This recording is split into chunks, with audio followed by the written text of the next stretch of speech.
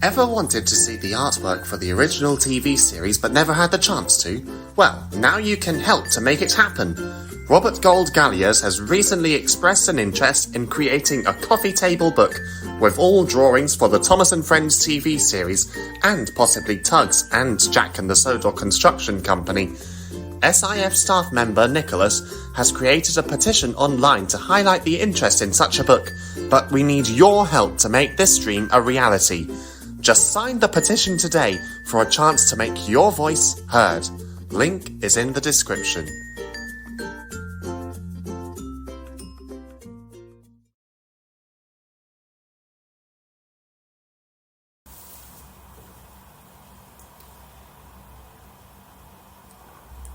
Safety Last.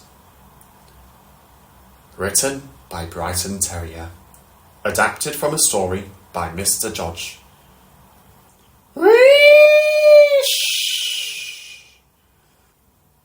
Do you mind, James? Henry sneered. James's safety valve subsided. It's only steam, he snorted. Not like it'll spoil your paintwork. Henry scoffed. I'm surprised you don't run empty blowing off like that. Did the works give you cannons for safety valves? James was about to argue, but a solemn voice cut in. At least they work. All eyes turned to Gordon. I suppose you would know about burst safety valves, Henry chuckled. Gordon gave Henry a glare. Have you ever heard the story of Samson?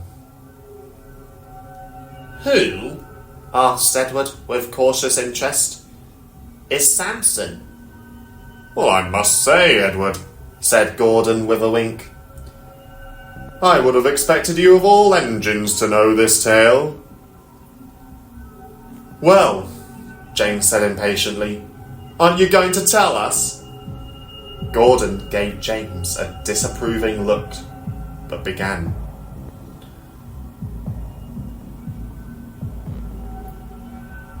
While I was having my safety valve mended, a workman told me of an engine who had it far worse. His name was Samson, and he worked for the old Sodor mainland. The strongest engine they ever had. He only had 4 wheels, but he was big and always pulled his trains on time.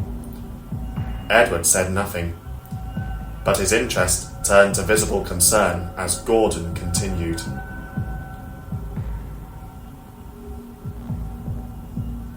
Management loves me, Samson would say. I've done wonders for this railway. It's far too easy. The other engines got tired of hearing it, but they couldn't deny he was never short of steam. It was all down to his driver. He was a strict man who kept his engine in tip-top condition and never let a wisp of steam emerge from anywhere but the chimney. Unfortunately, that also meant the safety valve. But he can't stop steam coming out of the safety valve, James interrupted. Only fitters can tamper with those. That's true now, said Edward gravely. But back then, safety valves weren't kept locked. Drivers could screw the valve down to stop steam escaping.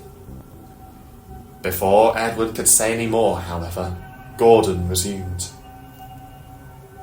Samson never blew off steam anywhere. His driver and fireman kept him in check and used his abundance of steam to his advantage. Longer trains, faster timetables, the railway had never been more profitable. One day, Samson had arrived with a passenger train. He had run to time with only a few minutes before his next one was due out. Is the heat getting to you? One of the engines called. I thought you could handle this easily. Samson just flounced away to the water column for a drink. Then, Gordon's voice grew low. All that steam had stretched his system thin, and without relief, he was heading for trouble. Nobody knew it at the time.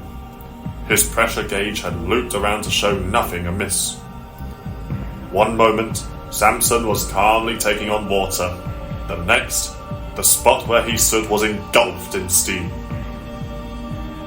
You mean he? Henry looked petrified. When the steam cleared and the dust settled, there was little left of Samson that was worth salvaging. They sold what they could for scrap and built a turntable on top of the crater that he had made.